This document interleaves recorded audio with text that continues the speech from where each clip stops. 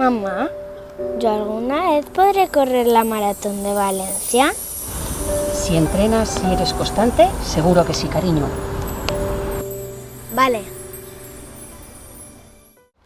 Que Valencia es la ciudad del running es algo que es evidente, pero también es evidente que la mayoría ha descubierto este maravilloso deporte quizás de manera un poquito tardía.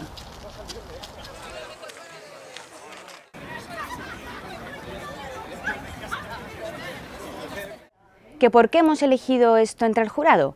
Pues son muchos los motivos, pero si tengo que elegir 3 les diría.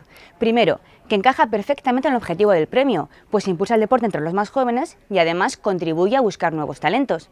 Un segundo gran motivo es que se dirige a un público amplísimo, pues es para jóvenes entre 8 y 17 años y además para todas las categorías. Y por último, y no menos importante, que en este caso es muy verdad, es porque no es solo deporte, pues esta escuela, además de ayudar en los temas de running, contribuye a temas de salud deportiva y además a valores del deporte entre los más pequeños. Así que cuando digamos ahora running, también los jóvenes pensarán en esta escuela.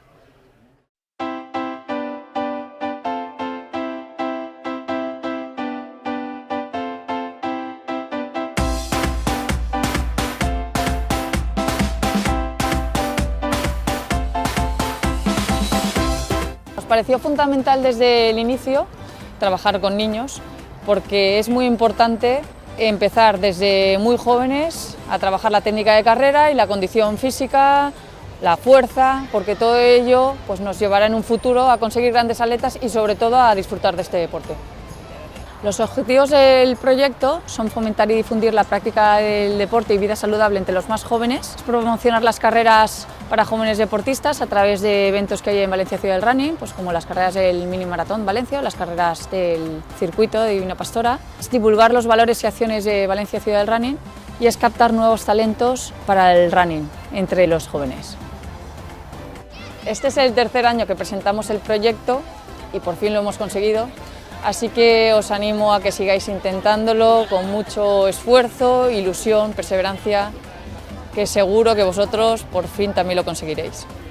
Y ahora os dejo que me tengo que ir a entrenar, porque tengo una ilusión y un reto que cumplir.